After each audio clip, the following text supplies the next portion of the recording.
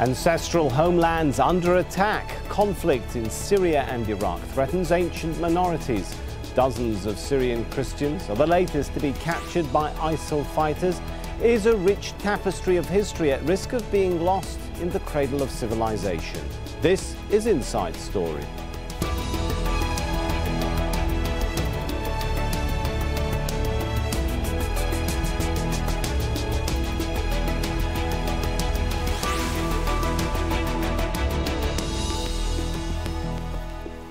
Hello and welcome to the show. I'm Sami Zaidan. It was a choice, but a stark one. Back in July, ISIL issued a decree to the dwindling populations of Christians in eastern Syria and northern Iraq, ordering them to convert to Islam or pay a special religious levy. And if they didn't, the group said, there's nothing to give them but the sword. Well, since then, the group has released a trademark video showing the apparent beheading of 21 Egyptian Christians in Libya.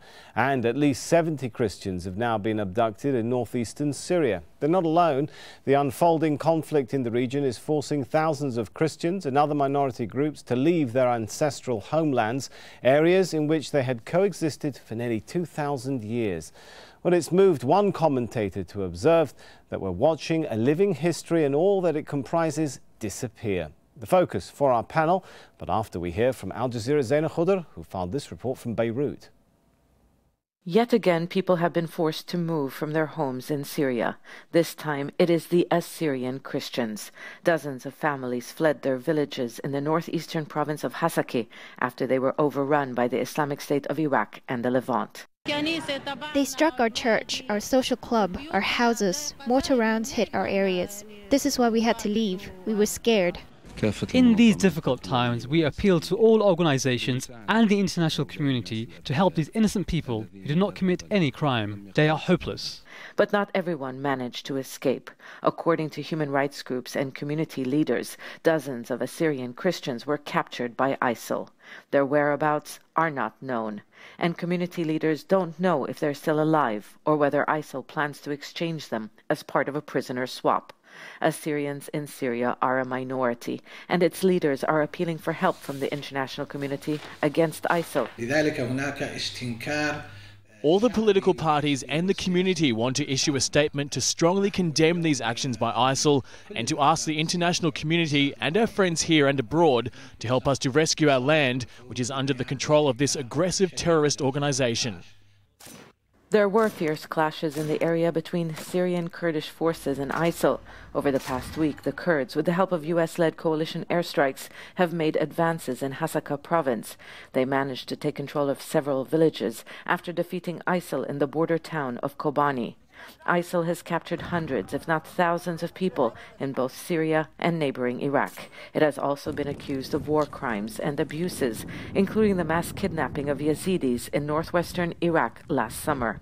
But this was the first time the armed group captured so many Christians in Syria. ISIL hasn't just targeted minorities, but any group or person who objects to its rule. Zaina Khudr, Al Jazeera, Beirut.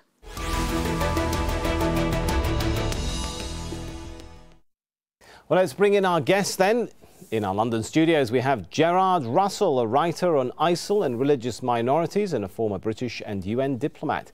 In Cambridge in the UK is Renard Mansour, a scholar at the Carnegie Middle East Centre and a fellow at the Iraq Institute for Strategic Studies. And also in London, Philip Luther, director of the Middle East and North Africa programme for Amnesty International. Good to have you with us. If I could start with Gerard, is the Middle East, as the historic place where different religious and ethnic groups flourished and coexisted, is that Middle East now disappearing?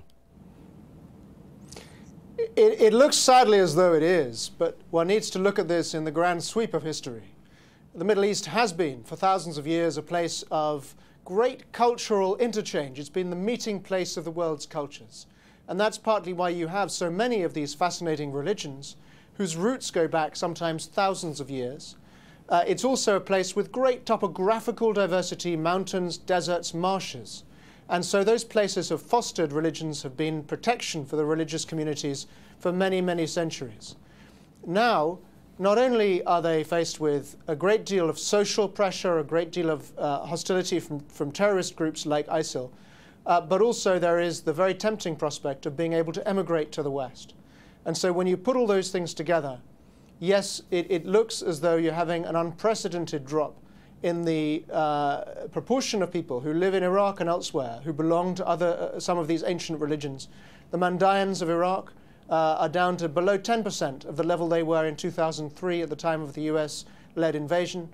The Christians of Iraq, who were over a million before 1987, are now probably around 300,000 to 400,000. So you're seeing the beginning of the end, I fear, while at the same time we should remember it's remarkable and miraculous that some of these groups have survived so long, and we shouldn't be too quick to write them off. The Copts of Egypt are still millions strong. There are groups all around the Middle East who remarkably and in a very interesting way have survived through all the vicissitudes of history, Christianity, Islam, the Ottoman Empire, Arab independence, and a whole series of events, and they're still there. Amazing, isn't it? But let's focus on what's going on now. Philip, what sort of abuse are minorities facing?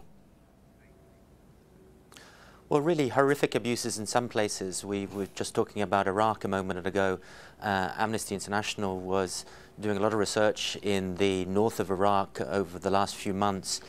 And what we've been documenting have been what we've called really unprecedented ethnic cleansing in that part of the country and the swathes of northern Iraq where the Islamic State armed group took over in the middle of the year. And this has affected ethnic and religious minorities, Christians, Yazidis, other non-Sunni Muslims, so Shia Turkmen, Shia Shabaks in the north of the country. And the abuses we've been documenting involve hundreds of cases of killings, execution-style killings by the Islamic State armed group against these minority groups, particularly the men and the boys among them, and the abduction and sexual abuse, repeated rape in some cases, of women and girls from, in particular, the Yazidi minority from the Sinjar region of northern Iraq.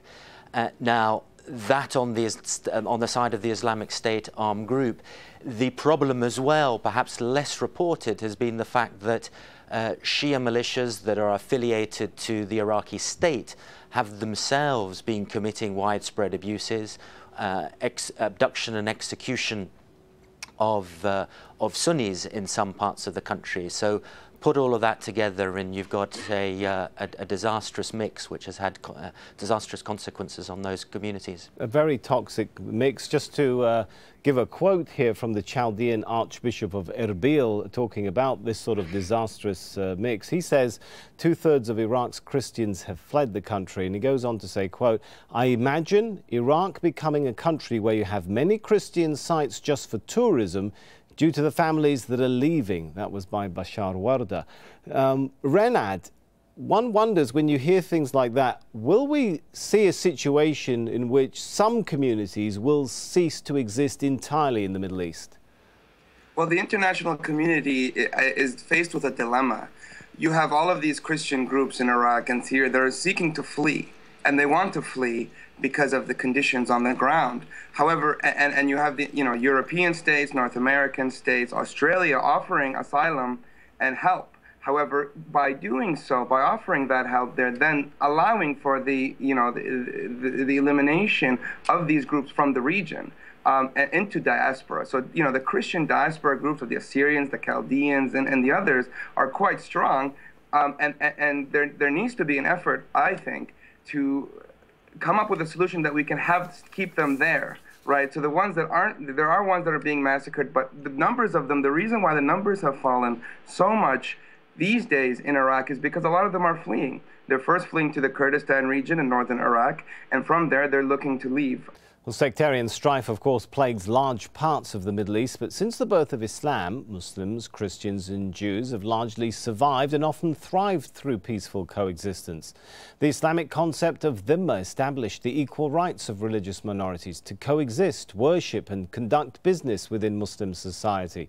The Prophet Muhammad's treatment of non-Muslims in the 7th century Medina set the precedent for tolerance of various Christian and Jewish minorities across the Muslim world.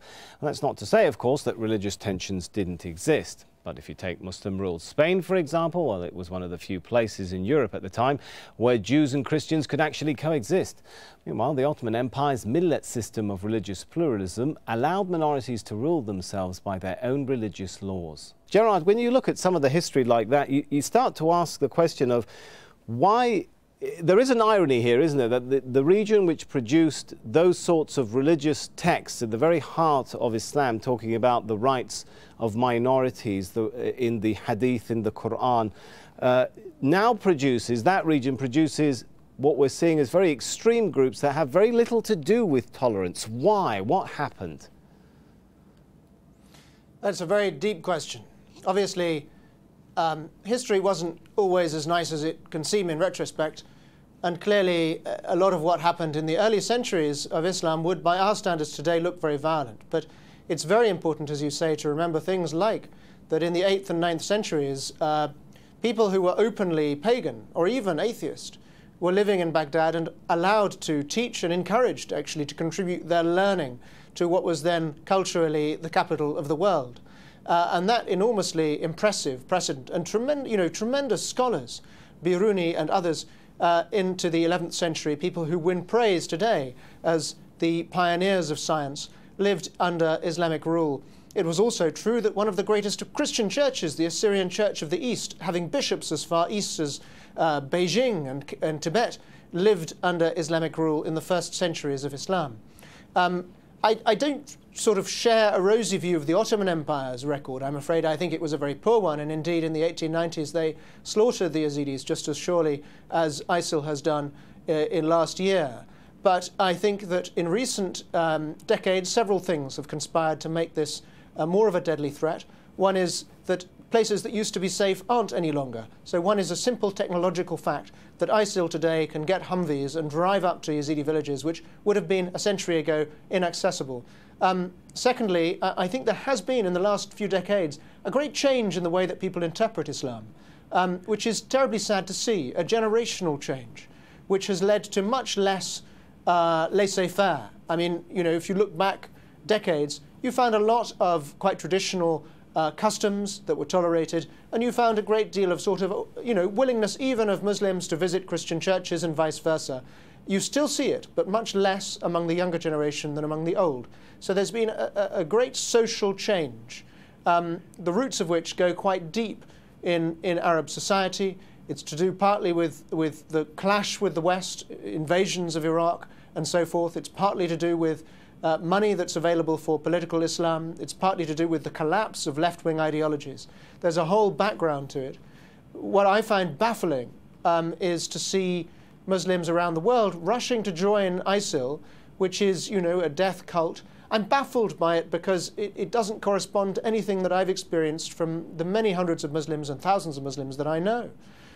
So I still, frankly, don't have a clear answer to that. Well, we should perhaps also keep in mind that many Muslim scholars have in fact also condemned ISIL, haven't they? It's not perhaps very representative, but nevertheless, Renard, I'm curious to know, I mean, you've lived as a non-Muslim in Muslim majority societies. From your perspective of what you've seen, where is the intolerance coming from? Has it reached the level of sort of the people-to-people level of Muslim communities, or are these actions being committed by groups, fringe groups, regimes, which, persecute perhaps everybody?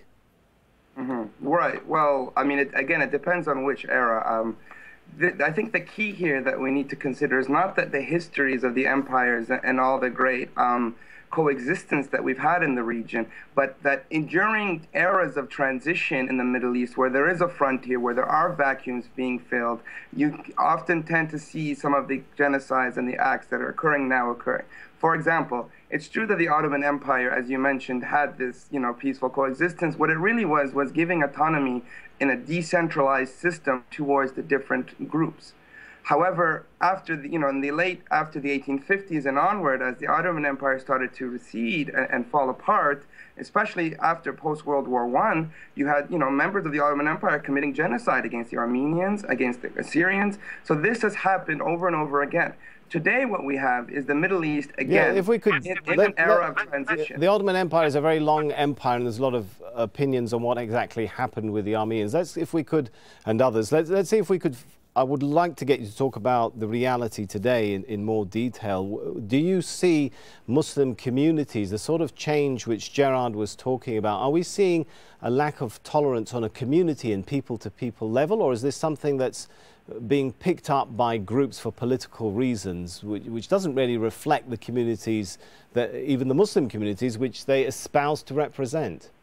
It's definitely political. I mean, if you go, Mosul, right? Basra, many of Iraq and Syria have, on the societal level, the people don't have much problem. Christians, Muslims often live together. The intermarriages between the different sects, Shia, Sunni. I mean, these are the stories we hear. However, when you have political elites who have a narrative that they're trying to pursue, and then they're able to brainwash the masses by creating existential threats and creating external threats, right? It's either you or them, it's us or them, creating these narratives defined by identity politics, which is the name of the game in Iraq and Syria and elsewhere these days. When politics is being defined by your identity, by who you are, by an elite, then on the ground, your neighbor that was a Christian, that was a great neighbor, in the way where there's a threat, especially, as I mentioned, in an era of transition where people are unsure, where security is unstable, and when representation is lacking.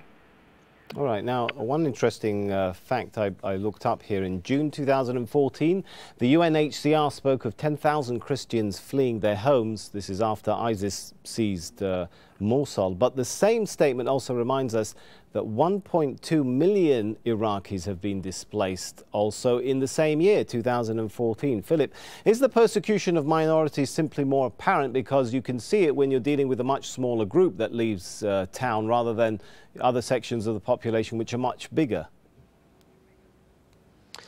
Well, it's certainly the case that if you look at Syria or Iraq, then take Syria. I mean, the numbers involved, perhaps over 200,000 killed since the uprising there started in 2011. That the numbers involved are huge.